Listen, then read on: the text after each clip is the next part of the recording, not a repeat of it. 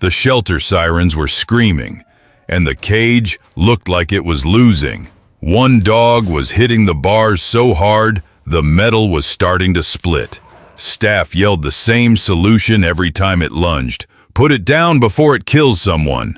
Then Officer Wyatt Keaton walked in. No gun, no tranquilizer. He just stepped closer. The dog froze mid-attack, like someone had just given it an order. Nobody spoke. Nobody understood. But Wyatt didn't flinch, because he'd seen that kind of obedience before, right before a K9 dies protecting its handler. Subscribe if you want the full story behind the dog everyone swore was impossible to save.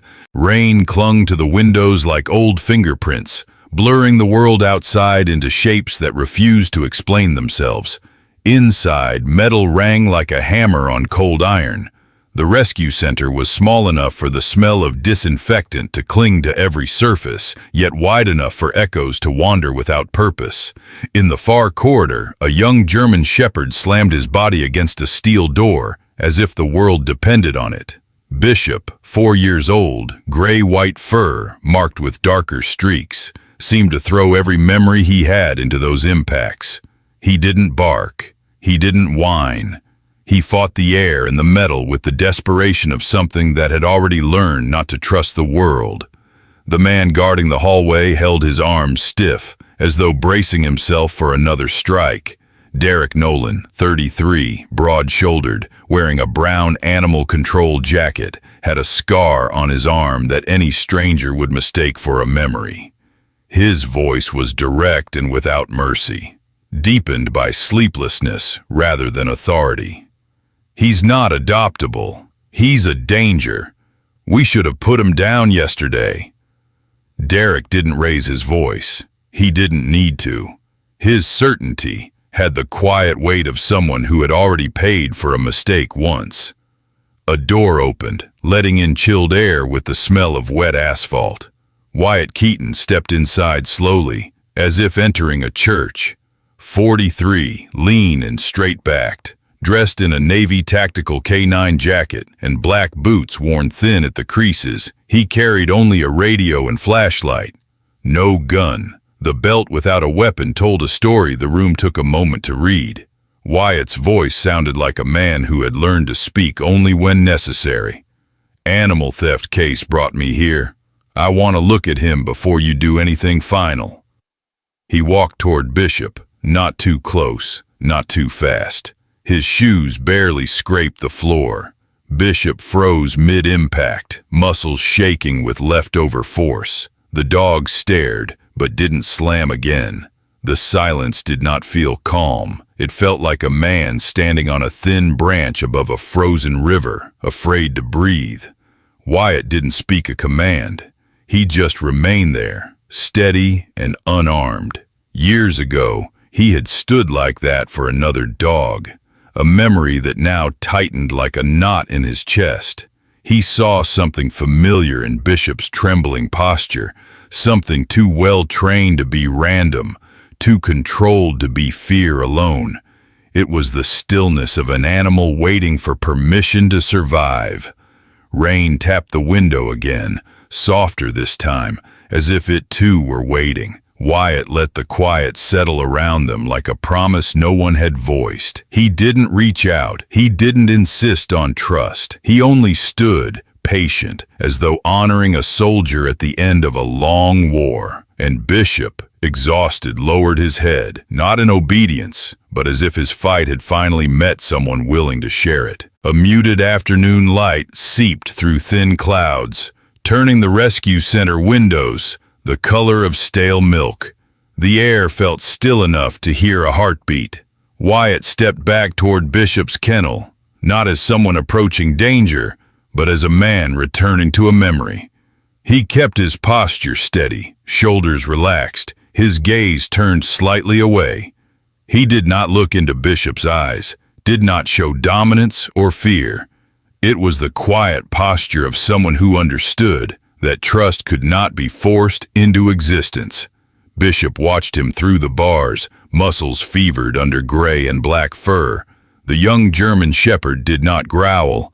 Instead, he shifted his weight, pressing his body to the door, shoulders angled like a shield.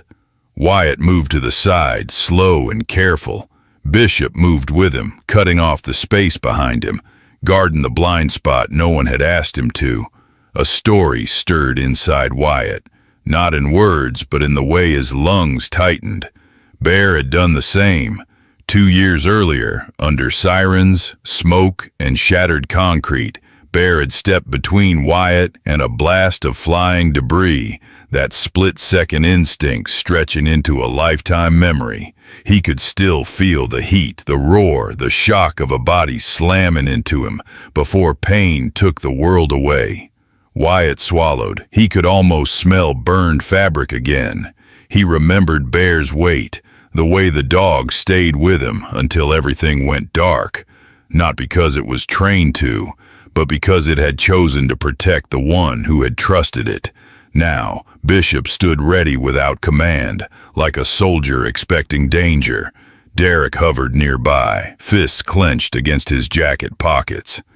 "He's cornering you," he said, his voice stiff with unresolved fear. "You're reading it wrong." But his words cracked slightly, exposing uncertainty beneath his anger. Olivia appeared in the hall doorway, a bundle of medical forms held tightly against her chest. Her silence carried more understanding than Derek's protest. She had spent years watching animals break, mend, and break again. She knew the difference between fear and rage, between a creature trying to survive and one that wanted to harm. Wyatt didn't turn to answer either of them. He spoke softly, the words meant for himself as much as for the room. "He isn't trying to attack. He's guarding space." The sentence settled into the air like dust on old wood. Bishop stood firm, tail low, breath steady but tense. He was not waiting for a chance to strike. He was waiting for permission to stop fighting. Wyatt understood that waiting. Some battles didn't end when the wounds healed. Some continued in instinct, shaped by someone else's mistake. Wyatt slowly backed away from the door. Bishop didn't lunge. He didn't chase. He only remained in position, as if honoring a command he had once been punished for obeying. Wyatt felt something shift inside him. Small, but sure, like a hinge that had rusted for too long finally opening. "He's not afraid of people," he murmured. "He's afraid of the wrong order."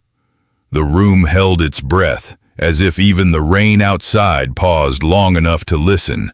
Wind rattled the loose metal panels outside the building, a restless sound like something pacing in the dark, trying to find a way back home. Inside, the rescue center seemed quieter than before, as if even the walls were listening. Olivia stood by the counter, sorting through a small pile of documents that had arrived in a sealed envelope. 29, small framed and calm in teal veterinary scrubs. She carried the weary patience of someone who had seen too many broken animals and too little justice.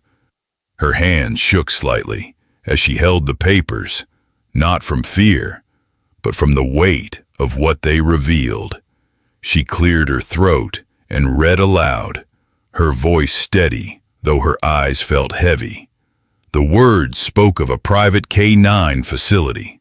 Unlicensed, dismantled after accusations of abuse, electric prods, forced aggression, shock training. Dogs were pushed to bite, punished for hesitation, rewarded only through fear. Bishop had been one of theirs. Wyatt listened without interrupting, arms crossed over his Navy tactical jacket. The information settled into him like winter frost. 4-year-old Bishop had not been born dangerous. He had been conditioned, shaped like a weapon in a hand that never cared who got hurt. Derek stood a few feet away, jaw locked tight beneath his brown animal control coat. "You see," he said, voice hollow but hard. "He was built to harm. You're not saving him, Keaton. You're preserving a mistake, a weapon someone threw away." His bitterness wasn't loud, just sharp, like broken glass. Wyatt didn't turn to face him. He looked at the steel door where Bishop lay behind it, body still tense but quieter now, breathing through exhaustion. A weapon, Wyatt repeated softly, almost to himself. He remembered Bear, 8 years old, strong brown-black fur dusted with ash in that final moment. He wasn't trained to save Wyatt that day. No order had commanded him. There had been no handler's shout, no protocol, just instinct, loyalty, the kind that grows from trust, not fear. He could still feel Bear's weight, pinning him down, shielding him from shrapnel, ribs cracking under impact. No command had been given. Bear simply chose. Wyatt stepped closer to Bishop's kennel, voice low and steady. "A weapon follows command," he murmured. "A soldier acts on duty." He paused, letting the words breathe. Bishop isn't broken. He's a soldier who had the wrong commander. Olivia inhaled slowly, as if some small piece of hope had found space to settle in her lungs. Derek looked away, unable to argue but unwilling to believe. The silence thickened, not hostile, just waiting, like a room holding its breath before a prayer. Wyatt placed one hand lightly on the kennel door, not touching Bishop, only the metal between them. "If we give him a better order," he whispered, "he might choose something better." The wind outside eased, softened, as though it agreed. Morning light filtered through a thin veil of cloud, soft as breath on glass, quiet enough to make every sound feel heavier. Wyatt stood beside Bishop's kennel, holding himself as still as stone. No commands, no gestures. The silence was deliberate, the kind that left space for something broken to speak without words. Bishop paced at first, quick strides, restless, tail low, gray-white fur rippling with tension. His breath came in short bursts, throat tight from hours of panic, but still he didn't bark. He slammed once against the steel, a desperate gesture, then again, weaker. Wyatt didn't react. He simply held his ground, his hand resting on the edge of the bars, bare skin exposed, offering nothing but patience. Minutes stretched, long enough for Derek's footsteps to loosen with irritation in the hallway, long enough for Olivia to forget she was holding her clipboard. The room waited, suspended between noise and understanding. Then, like something inside the dog, finally opened, Bishop stopped. His body trembled with aftershocks, muscles twitching beneath scarred training. Slowly, he lowered himself into a rigid stance, not submissive, not aggressive, just breathing. His eyes flicked toward Wyatt's hand. He didn't bite, didn't challenge. He simply watched, chest rising and falling, settling into stillness that felt more like surrender than defeat. The quiet reminded Wyatt of fire. Not loud flames, but the way heat lingers after ruin. He remembered Bear, 8 years old, coat dark as cinders, lying across him after the explosion. He hadn't felt pain first. He'd felt weight, heavy and loyal. Bear hadn't waited for orders. There had been no handler's shout, no structured command, only instinct, only love strong enough to shield flesh with flesh. Wyatt had carried the memory like a scar that didn't show, a lesson that outlived the one who taught it.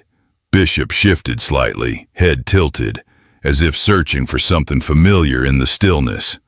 Wyatt's voice came low, barely more than a breath.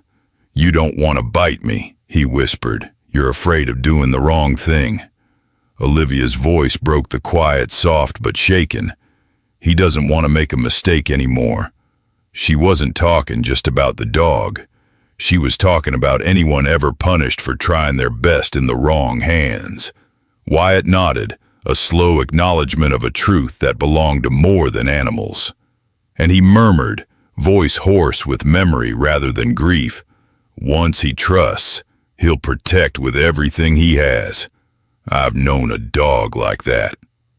Bishop stood unmoving, as though those words had reached him without needing to be understood. The room stayed hushed, full of breath and possibility. Rain pressed softly against the shelter windows, steady and cold, as if the sky itself was counting time. A stack of forms sat on the counter, sharp corners cutting into the silence. Derek had signed them, his handwriting tight, angry, far more rigid than his voice.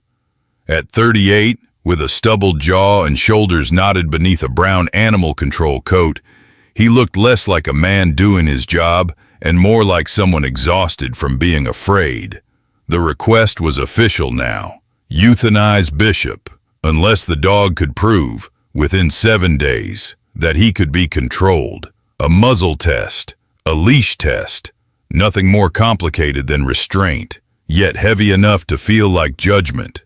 Olivia stood nearby, eyes lowered, her scrubs marked with tiny smudges from a long morning. Neither she nor Wyatt spoke at first. Some decisions didn't need sound to be cruel. The room smelled faintly of wet fur and old metal. Wyatt stepped toward the kennel with quiet purpose, regulation boots moving as if across cracked ice. Bishop's tail was stiff, body coiled like someone waiting for punishment they couldn't predict. Wyatt didn't reach out. He didn't command attention. He simply changed the air between them. His voice came low, crisp, shaped by years of canine operations. Stand. Nothing else. Not shouted, not coaxing, just an instruction. Bishop hesitated. The pause was sharp, like a held breath before a storm.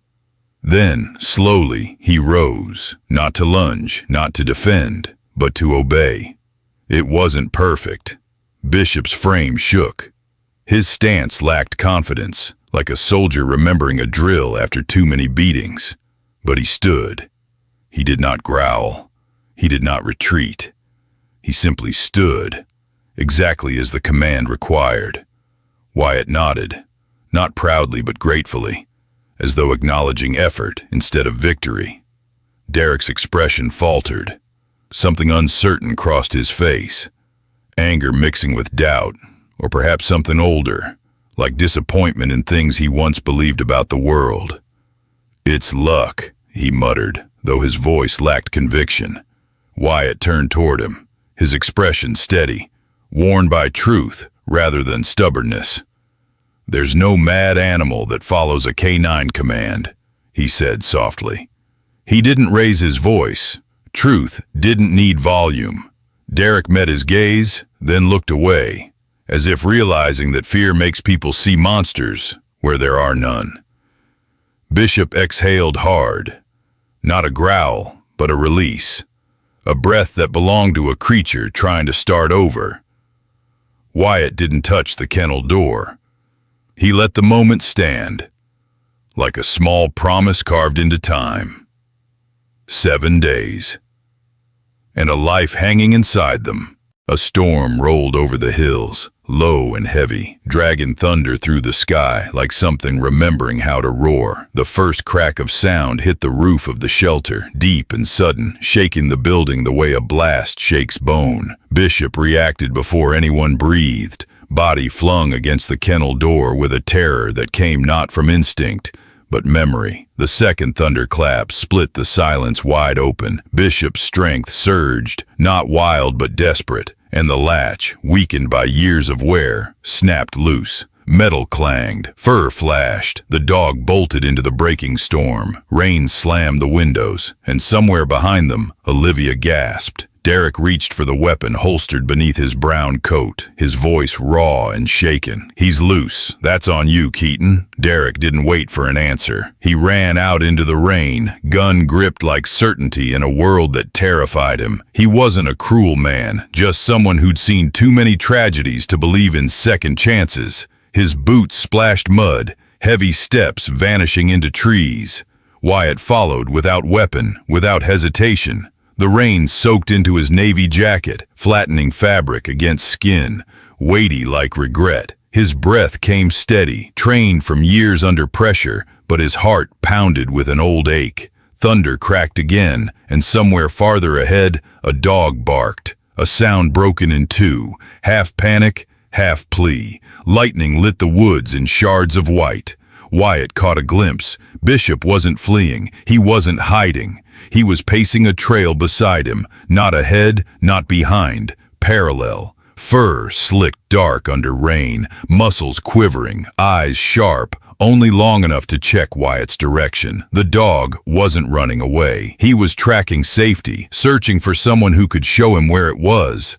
Bishop shifted each time thunder rolled, not to escape, but to wait for the next sign of where to go. It was the behavior of a K9 expecting orders, even when orders never came. Derek's silhouette appeared ahead, gun raised through the wet air, his fear swallowing reason. Bishop froze, not from rage but confusion. Wyatt stepped between them, rain streaming down his face, mud soaking into his boots. No commands, no force, just presence. His voice emerged low and quiet, the same tone he once used to steady Bear under collapsing rubble. "Easy, he's not attacking," he said, more to Derek than to Bishop. A pause, a breath shared between thunder. Derek's hand trembled. The storm swallowed all other sound. Bishop stepped closer, not to Wyatt, but toward the space behind him, letting the human lead. Not choosing flight, choosing guidance. Wyatt understood. "He's not running," he whispered to the rain. "He's looking for a safe place." And in that moment, thunder felt less like gunfire and more like a reminder.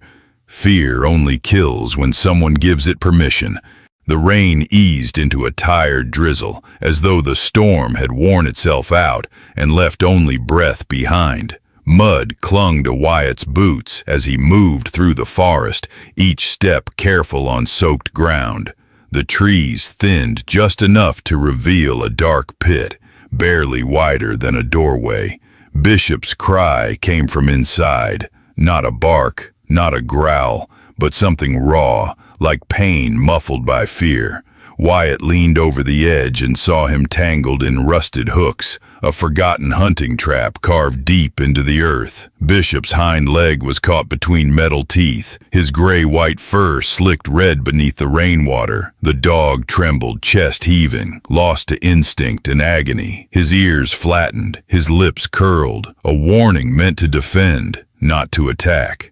Wyatt steadied his breath. He saw a creature fighting for its life, and yet still holding back from harming anyone. He climbed down slowly, his navy jacket scraping against wet roots. Bishop's growl deepened, not fierce but pleading. "Stay back or you'll get hurt too." Wyatt reached for the trapped leg, fingers brushing slick fur. Bishop jerked, the pain forcing a snarl. The sound echoed like memory, Bear pinned by debris, teeth bared not against Wyatt, but against the world that threatened him. Wyatt lowered his voice, letting it carry warmth instead of control. "Easy, that's it." His tone softened further, becoming something only a bond could answer. "Don't protect me," he whispered, the words trembling with a past he never outran. "Let me protect you." The growling stopped, not slowly, not reluctantly. It simply ended, like a child finally understanding they were safe. Bishop's muscles loosened, his leg shook with pain, his breath shivered against Wyatt's wrist. Wyatt found the hook, rust cutting into his palm as he pried it open. It took effort, a grunt, a twist, a moment of grit. But then the leg came free. Bishop sagged, too weak to stand. He pressed his head against Wyatt's shoulder, not from training, not from obedience, but from surrender to care. Rain washed over both of them, as if rinsing something old and unforgiven from the world around them. Wyatt wrapped an arm beneath Bishop's chest and lifted, holding him steady. The dog didn't resist. He simply leaned into him, not a warrior now, not a threat. Just a life willing to trust. A click echoed behind them. Derek stood nearby, gun raised, soaked hair plastered to his forehead, but he wasn't aiming. His hand shook, not from cold, but from something breaking inside his certainty. He stared at Bishop, leaning into Wyatt, accepting help without teeth, without force. Derek lowered the weapon. Slowly, he felt his shoulders ease, the way a truth settles when it's finally undeniable. Wyatt looked back, saying nothing. There was no need. Sometimes innocence isn't quiet. Sometimes it bleeds, trembles, and still chooses not to harm. Morning arrived without thunder, without rain. Just a pale, quiet light that felt like something finally letting go. The evaluation ring behind the shelter was nothing more than a fenced patch of gravel, but today it held the weight of a courtroom. Olivia stood near the gate, clipboard tucked close to her chest, her teal scrubs still damp from yesterday's storm. Derek waited a few feet away, brown coat zipped tight, not from cold, but from a conscience learning to breathe again. The officials who came to observe wore plain jackets and neutral expressions, the kind people use when they know a life might change by their signature. Wyatt walked into the ring slowly, boots steady on the gravel, and beside him moved Bishop, 4 years old, gray-white fur brushed clean, muzzle in place, and a leash clipped gently at his collar. The dog walked without pulling, without question, shoulders even, gaze forward like a soldier stepping where duty pointed him. Wyatt didn't speak. He didn't need to. His presence shaped Bishop's movement, and Bishop responded as if the air between them was command enough. Stop, walk, sit, stand. Each action came not from fear, but composure, like someone finally allowed to do things at the right pace, without punishment at every breath. The evaluators exchanged glances. Olivia exhaled slowly, hope settling into the lines of her face. Derek's jaw softened, his eyes fixed on the unlikely pair. One battered by orders, the other softened by loss. When the final check was marked, Derek stepped forward to sign the approval. His hand paused for a moment, then moved with certainty. Approved for K9 rehabilitation, he said. But Wyatt spoke before the paper was lifted away.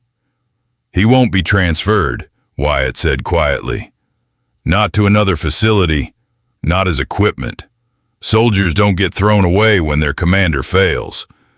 One of the observers asked if he was requesting reassignment for the dog. Wyatt answered without hesitating, "No, I'm requesting a partner." Bishop didn't bark, didn't shift.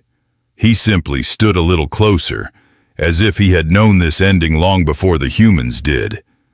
Evening came softly, washing the station in amber light. Wyatt sat at the small locker bench, a worn leather leash across his knee. On it hung 2 name tags, edges scratched by use. Bear and Bishop, not replaced, not separated, joined on the same ring of metal, side by side. Wyatt pressed a thumb over Bear's name, not grieving anymore, just remembering. Bishop lay beside him on the floor, head resting against his leg. Not by training, not by instruction, but because he chose to. No commands were given, none were needed. Wyatt let his hand fall to Bishop's shoulder, steady and warm. "Bear saved me once," he said softly, voice small but sure. "Now it's my turn to save his partner." Bishop breathed out, slow and trusting, the way a soldier sleeps only when they finally know they're not alone. Outside, night deepened, quiet, calm, and free. Some lives aren't saved by force, but by patience and respect. Bishop wasn't a dangerous dog, just a soldier who needed the right command, kindness. If this story touched you, share it with someone who deserves a second chance. Subscribe for more stories of loyalty and redemption.